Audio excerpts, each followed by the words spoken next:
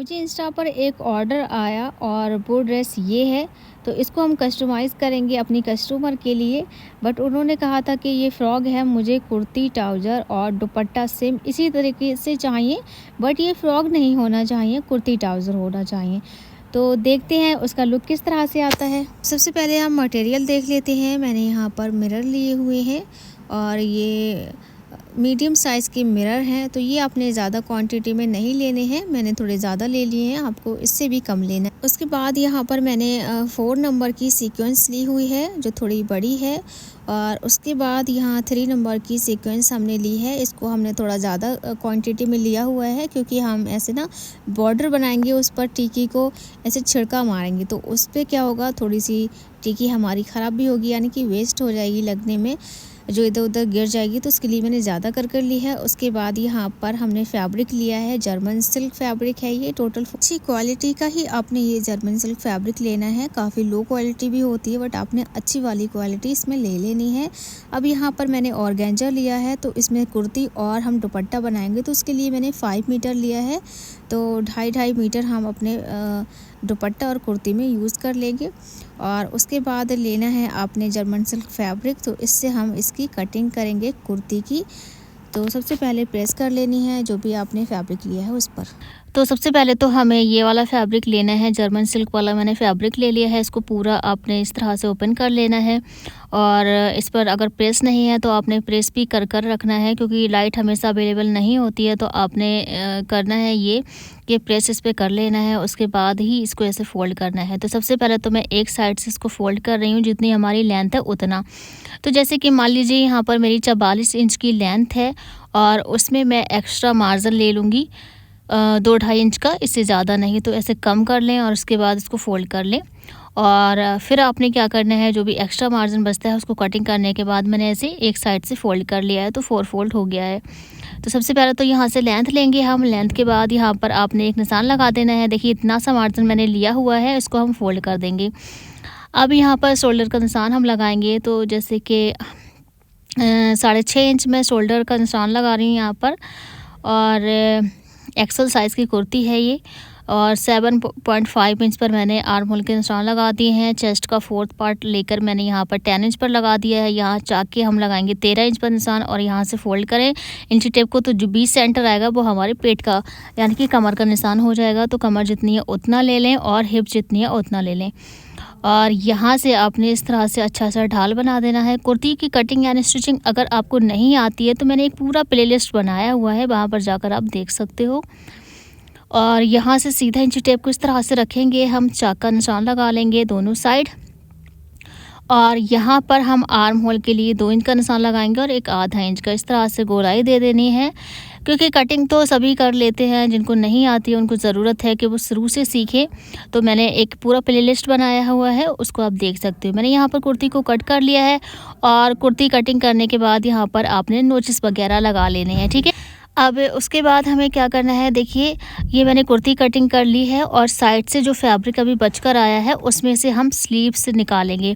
तो जो स्लीव्स की लेंथ अगर ज़्यादा होती है तो ऐसे तो निकल नहीं पाएगा, क्योंकि ये थोड़ी सी कुर्ती हमारी एक्सल साइज़ की है। तो इस तरह से हम स्लीव्स निकालेंगे तो नहीं निकल पाएगी। अगर हम पॉना स्लीव्स निकालते हैं तो वो निकल जाएगी, बट लॉन्ग स्लीव्स हम नहीं निकाल सकते हैं। तो उसका तरीका मैं आपको अपने नेक्स्ट वीडियो में बताऊंगी कि इसमें आप ट्राउज़र निकाल लें। ट्राउज़र का एक पौचा होता है, उसमें से आप वो निकाल लें, फ्रंट पार्ट का पौचा निकल जाएगा और जो कपड़ा बचा है उसमें से दूसरे पौचा निकल जाएगा और जो कपड़ा बचेगा उसमें से हम स्लीव्स निकालेंगे। तो इंशाल्लाह नेक्स्ट वीडियो में मैं लेकर आऊँगी।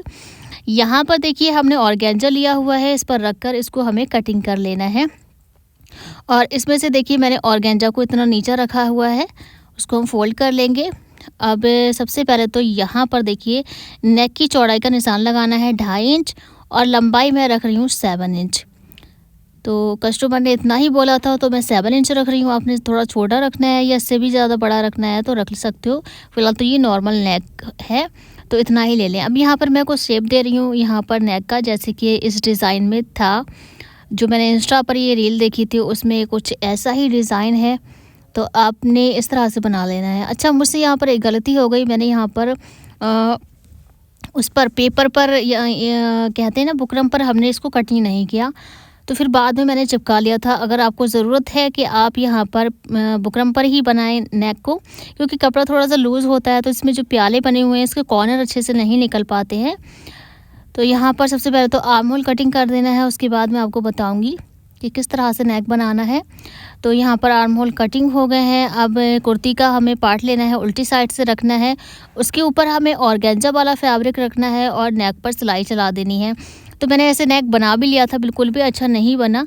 तो उसके लिए देखिए मैंने यहाँ पर क्या किया, सबसे पहले तो हमने अपने कपड़े को ऐसे ही रख लिया, उसके ऊपर जो पेस्टिंग पेपर होता है ना चिपकाने वाला, वो मैंने चिपकाया हुआ था। उसके ऊपर जब हमने चिपका लिया तो ये थोड़ा सा हार्ड हो गया, कड़क हो गया। और उसके बाद हम क्या करेंगे, इसके ऊपर हमने ऑर्गेन्जा रखा और सिलाई चला दी इस तरह से। तो ये बुकरम जैसा नेक बन गया। आप चाहें बुकरम पर कटिंग कर लें या अपने कुर्ती के कपड़े पर आपने पेस्टिंग पेपर लगा लेना है, तो आपको बुकरम की ज़रूरत नहीं पड़ेगी, ऐसे ही नेक बन जाएगा। ठीक है, तो जो भी आपको ठीक लगे उस तरह से नेक बना लें। तो मैंने यहाँ पर सिलाई लगा ली है नेक पर। उसके बाद यहाँ पर हम कट वगैरह लगाएंगे और कट लगाने के बाद इसको हम इस तरह से अंदर की साइड फोल्ड कर देंगे अपने ऑर्गेन्जा वाले फैब्रिक को। ये बुकरम है, इसको मैं बाद में रिमूव भी कर दूँगी और जितना बचता है कैंची से हम कट कर देंगे, तो इतना कोई इशू इसमें है नहीं। और इसको मैं ऐसे निकाल लूँगी। कॉर्नर को आप कोई भी नुकीली चीज़ से निकाल लें, कैंची की जो नोक होती है उससे आपने निकाल लेना है। जो एक्स्ट्रा कपड़ा है वो आपने कट कर देना है, क्योंकि जब हम इसको सीधा करेंगे तो ऊपर से नज़र आता है ये फैब्रिक, ऑर्गेन्जा फैब्रिक है तो नज़र तो आएगा ही। और यहाँ पर सिलाई लगा लेनी है, कच्चा कर लेना है। तो मैंने यहाँ पर देखिए चारों साइड अच्छे से कच्चा कर लिया, नेक पर भी कच्चा किया हुआ है और साइडों से भी कच्चा किया हुआ है। उसके बाद बैक नेक की चौड़ाई नेक की हमने सेम ली है 2.5 इंच की और लंबाई हमने 4 इंच की रखी है। इस तरह से आपने फिटिंग लगा लेनी है, चाक वगैरह फ़ोल्ड करने हैं और ये बॉटम फ़ोल्ड कर लेना है अलग अलग कर कर। तो इस तरह से देखिए अब हम स्लीव्स कटिंग करेंगे। तो स्लीव्स के लिए मैंने सिंगल फैब्रिक फ़ोल्ड किया, उसके बाद डबल फ़ोल्ड कर लिया, 4 फोल्ड फैब्रिक हो गया। सबसे पहले तो अपनी कलाई तक आपने स्लीव्स को नाप लेना है कितनी आती है। तो मेरी यहाँ पर 21 इंच लेंथ आती है कलाई तक और कलाई से फिंगर तक नापना है तो 4 इंच आता है। तो यहाँ पर देखिए सबसे पहले तो आपने 4.5 पर निशान लगाना है, जो सिलाई में जाएगा आधा इंच मार्जिन। तो यहाँ पर हमने 4.5 पर निशान लगाया, इसको सीधा इस तरह से ड्रॉ कर दें। उसके बाद यहाँ से देखिए जितनी भी आपने लंबाई ली है, तो यहाँ पर मैं 22 इंच रख रही हूँ। बाद में मैंने उसको कटिंग कर लिया था, तो अभी मैंने 22 इंच ले लिया और टोटल लेंथ इसकी 24-25 के समथिंग ये बैठेगी और इतना ही आपने ले लेना है। ठीक है, क्योंकि हम स्लीव्स बड़ी कट कर लेंगे तो वो बाद में तो छोटी हो जाएगी, बट अगर हमने छोटी कटिंग कर ली स्लीव्स तो बड़ी नहीं हो पाएगी, ये आपको ध्यान रखना है। तो मैंने यहाँ पर और निशान लगा लिया है और उसके बाद यहाँ पर आर्म होल का निशान लगाएंगे।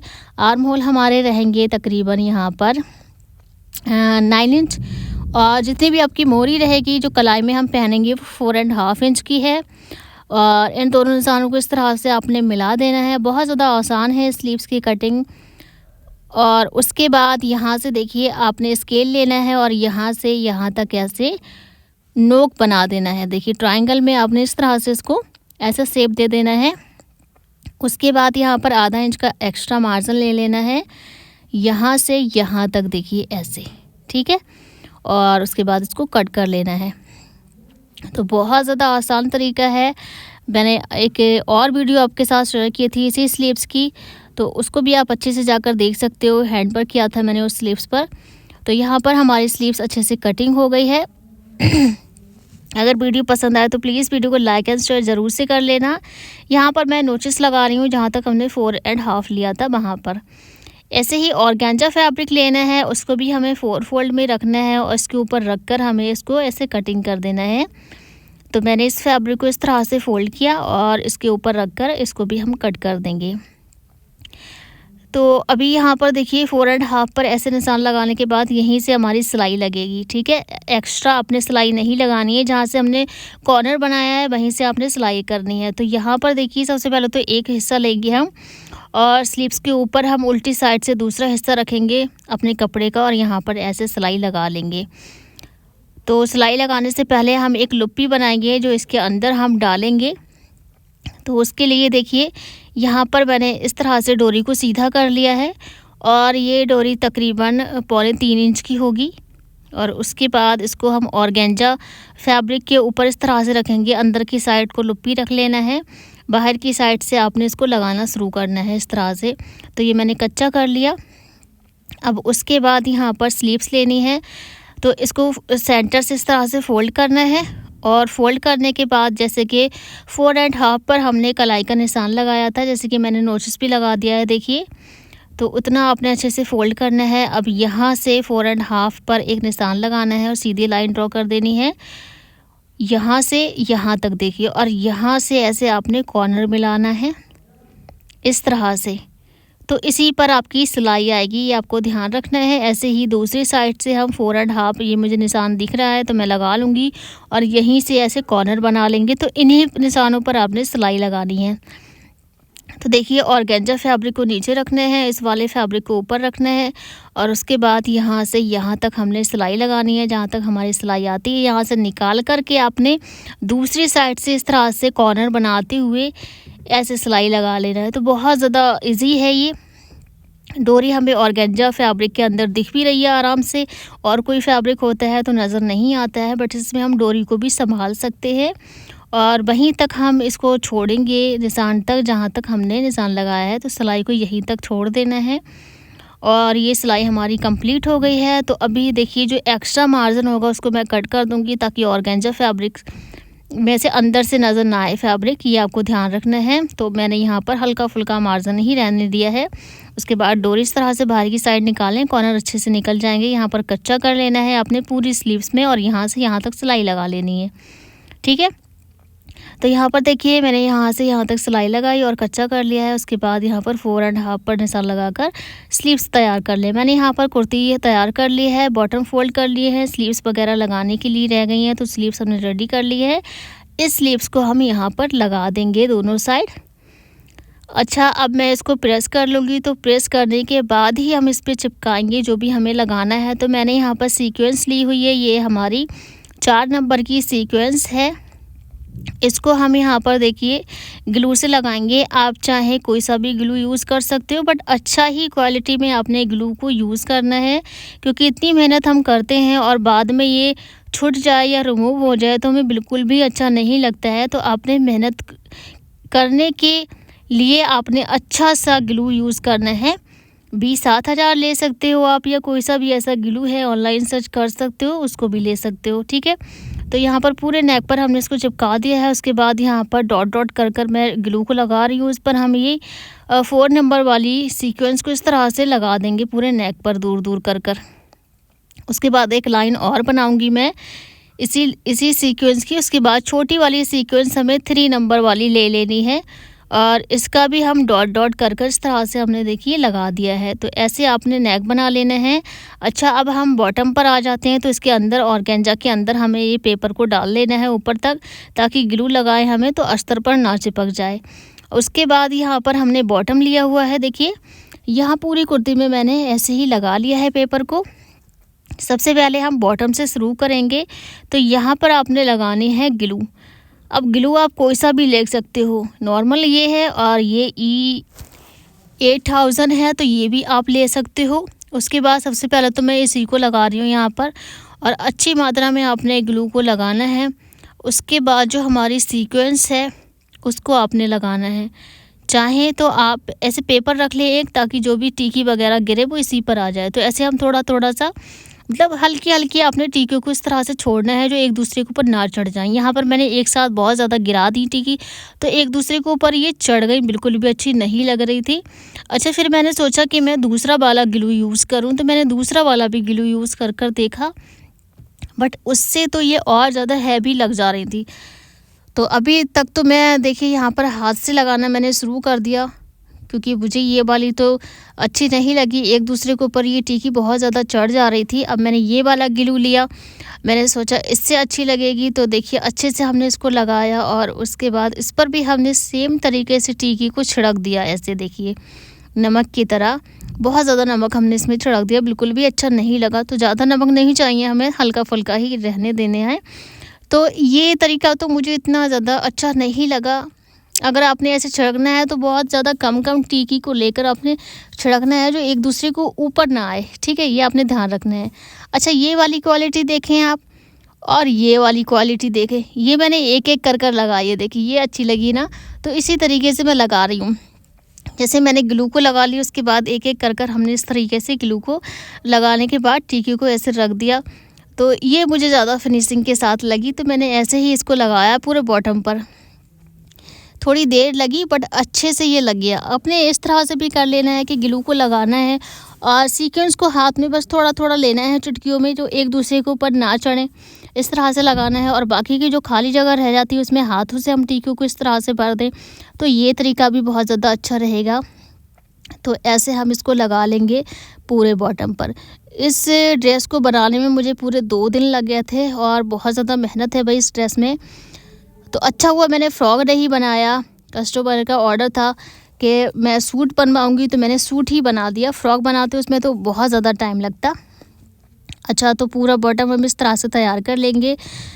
तो पूरे बॉटम पर हमने अच्छे से सीक्वेंस को लगा दिया है। अब मैंने यहाँ पर मीडियम साइज़ के मिरर लिए हुए हैं, राउंड सर्किट वाले ये हैं ये, तो इनको हमें अपनी कुर्ती में लगाना है। जैसे ड्रेस में इधर उधर लगे हुए हैं ऐसे ही हम लगा देंगे। तो ग्लू को अच्छे से अप्लाई करना है अपने मिरर पर। उसके बाद आपने अपने हिसाब से यहाँ जगह छोड़ते हुए लगाना है, कितनी दूरी बनाते हुए आपने लगाना है वो अपने हिसाब से लगा सकते हो। तो मैंने इतनी दूरी, तो यहाँ पर तकरीबन मैंने 6 से 7 इंच की यहाँ पर दूरी रखी होगी, इससे ज़्यादा नहीं।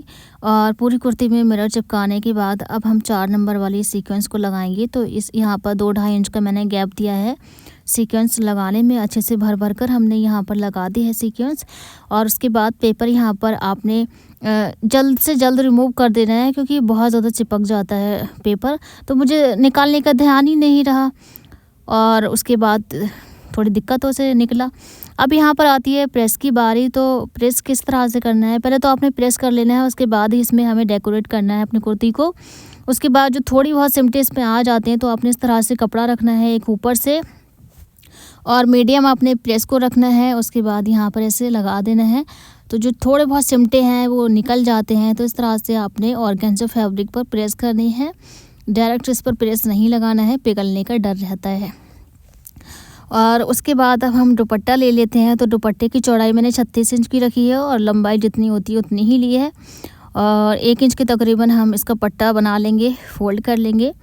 उसके बाद सीक्वेंस को देखिए, मैं इस तरह से बोल रही थी, आपने पहले ग्लू लगाना है, उसके चुटकियों में लेकर आपने सीक्वेंस को इस तरह से छोड़ देना है, जो एक दूसरे के ऊपर ना चढ़े। उसके बाद यहाँ पर जो भी जगह बचती है, गैप बचता है, उसमें आपने इस तरह से भर देना है। तो ऐसे पूरे दुपट्टा हमें तैयार करना है। शाम हो गई है मुझे ये चिपकाते चिपकाते, तो ये पूरे दुपट्टे में हमने मिरर और सीक्वेंस को चिपका दिया है। तो ये है हमारा फाइनल लुक। अभी मैं आपको दिखाती हूँ। तो देखिए, ये था हमारा फाइनल लुक। प्रेस करने के बाद ये देखिए इस तरह से सीक्वेंस लगी हुई है, मिरर लगे हुए हैं। ये हमारी प्यारी सी स्लीव्स हो गई है डोरी वाली। और बैक साइड में भी हमने इसमें काम किया हुआ है, जो मैंने अभी तक आपको नहीं बताया है। तो यहाँ पर देखिए बैक साइड में हमने यहाँ पर सीक्वेंस को लगाया है, 4 नंबर वाली सीक्वेंस नेक पर, और इस तरह से डॉट डॉट कर कर लगाया है। बॉटम भी हमने, यानी कि जो दामन है वो भी हमने इस तरह से बनाया हुआ है। और मिरर हमने बैक साइड में नहीं लगाए हैं, केवल फ्रंट साइड की तरफ मिरर हम लगाएंगे। उसके बाद ये सिंपल सा इसका रहेगा ट्राउज़र। और उसके बाद दुपट्टा तो आप लोग देख ही चुके हो, माशाल्लाह बहुत ज़्यादा खूबसूरत दुपट्टा है इसका। सो ये देखिए, ये है इसका फाइनल दुपट्टा। दुपट्टे पर भी हमने अच्छे से सीक्वेंस और मिरर को लगाया है। और फिनिशिंग आप लोग देख सकते हो कितनी फिनिशिंग के साथ हमने अपनी सीक्वेंस को चिपकाई है, बॉर्डर बनाया है। तो ये था इसका फाइनल लुक। अगर वीडियो पसंद आए तो प्लीज़ वीडियो को लाइक एंड शेयर ज़रूर से कर लेना। चैनल पर पहली बार आए हो तो प्लीज़ चैनल को सब्सक्राइब कर ले।